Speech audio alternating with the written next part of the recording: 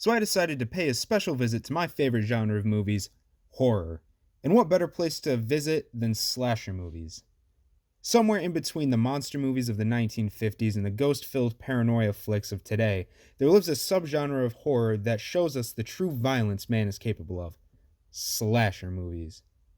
From Alfred Hitchcock's Psycho to John Carpenter's Halloween, the 1970s and the 80s were filled with crazed lunatics looking to slice you open for their pleasure. None stands out to me more than Wes Craven's 1996 classic, Scream. This movie is balls to the wall, pure slasher gold. Its satirical nature gives it a black comedy vibe that makes it so unique when compared to the other films in the genre. Like, seriously, this movie knows exactly what it is and doesn't try to tell you otherwise. The setting of this is probably the closest we've seen to resembling real life. It doesn't have villains that are seemingly immortal, zombies that have a grudge against horny teens, or even dream demons preventing you from getting your nightly recommended 8 hours of sleep.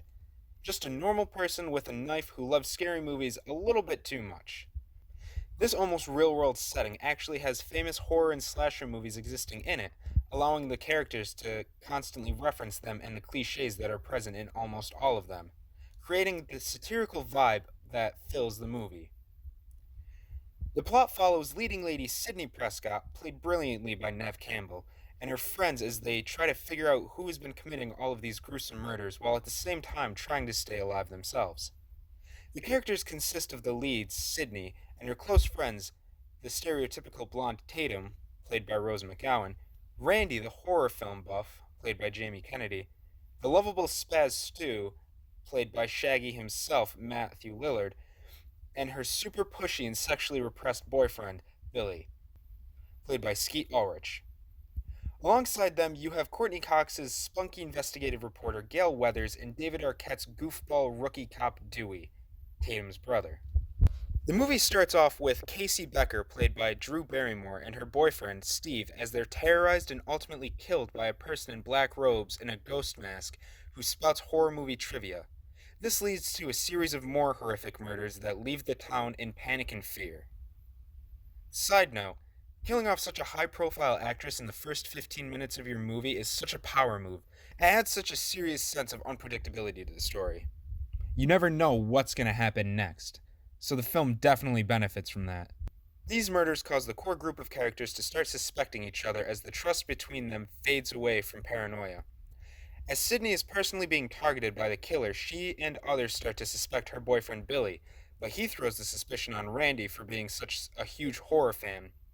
After some more killings and classic horror tropes, it's revealed that Billy and Stu were tag teaming as the killer Ghostface. Billy's motivation was that Sydney's mom had an affair with his dad, causing his mom to leave, which caused him to want revenge. Stu joined in simply because he's susceptible to peer pressure, much like all of us. The two of them, the year before, actually killed Sydney's mother and framed it on Cotton Weary, played by Liev Schreiber.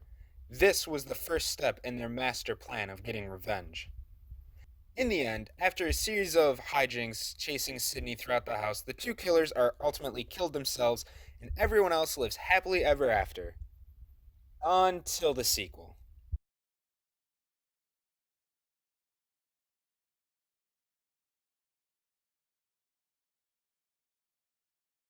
Thanks for watching. If anyone out there is watching this and wants to leave a suggestion of what I should talk about next, feel free to do that. Um, I don't know how to end this, so just blood drip down and fade me away.